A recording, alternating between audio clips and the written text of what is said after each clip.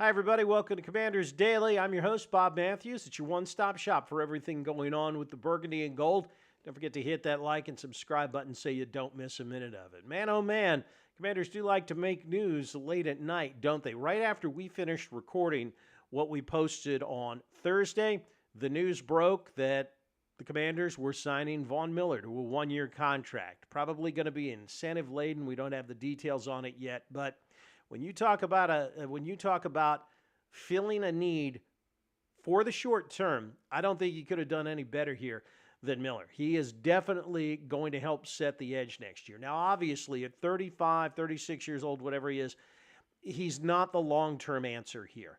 But he is the answer, I think, for 2025. I mean, just looking at his PFF grades last year, I mean, this guy he may not be the same guy from 2011, 2012, stuff like that. Even from 2021 with the Rams in Denver, but he played at an All-Pro level last year. I think I was reading PFF said that he was one of the best in the league. I want to say ranked 11th in the league at pass rush win rate, and that's what this team needs him for, is to generate a pass rush and set the edge, on passing downs.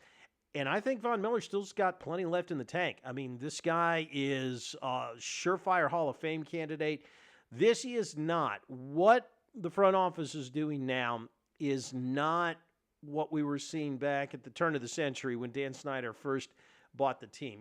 This isn't the Deion Sanders, Irving Fryer, Mark Carrier type of signings. I mean, even I heard somebody today worried that it was a repeat of Bruce Smith when he came to play for the Redskins for the last 4 years of his career. You forget Bruce Smith's first year in Washington, he had 10 sacks. If they get 10 sacks out of Von Miller this year, hey, that replaces to the sack what Dante Fowler gave him last year. And I think that Miller will be a huge upgrade from Fowler. I mean, again, just looking at the numbers and just looking at the analytics, it is.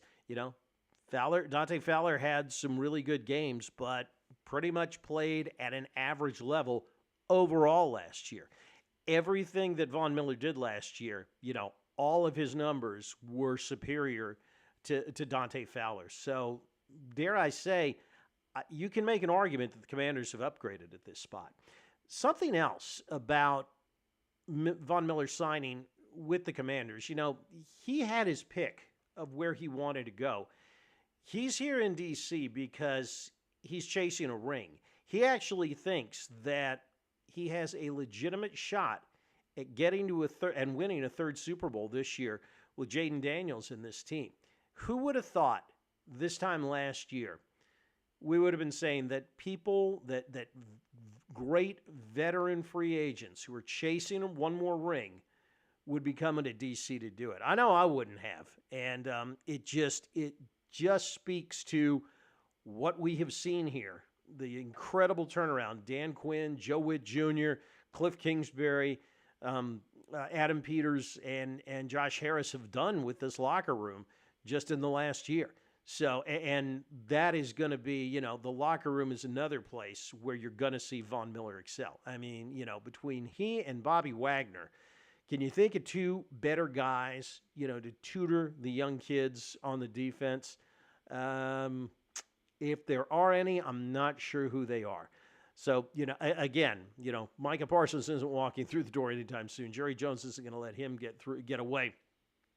What Adam Peters is doing here, I think, is saying, look, we've got a shot with, an elite quarterback who we have on a rookie deal right now. Let's do everything we can in the present to maximize what we've got the next 3 years here before we have to pay him. And again, it also shows you that when you have that elite quarterback, I'm talking top 5 quarterback, which the Commanders have now, when you've got that, it gives you a whole bunch of options in every other area that open up to you.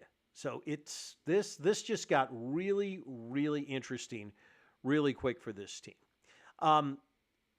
one other thing to think about is that, also the swagger that he's going to bring to this defense. There's a guy that's not going to be scared going into Philly if you need a must win against the Eagles late in the year to either lock up a playoff spot or maybe win a division title. I think this just makes a ton of sense, and I'm excited to see it happen. Also had a contract signing yesterday. Trey Amos, second-round pick out of Ole Miss, cornerback, who the Commanders are counting on being a starting corner this year. Opposite Marshawn Lattimore signed his deal, so very nice to see that the Commanders have Amos under contract. Again, terms not disclosed, but it's basically, it's not just basically, it is your basic second-round draft pick contract. Rookies, have literally no say. They all get slotted in there. But Amos is signed, sealed, and delivered, so he will be at training camp and reporting with rookies today. Yes, that's right. You heard me right. It is report day for the rookies. They are coming to Ashburn for their first workouts for training camp starting today. We made it, kids. We have made it through the grind season. So we expect players will get physicals. They're probably going to do some conditioning tests on Friday, but they will be out on the field in shells.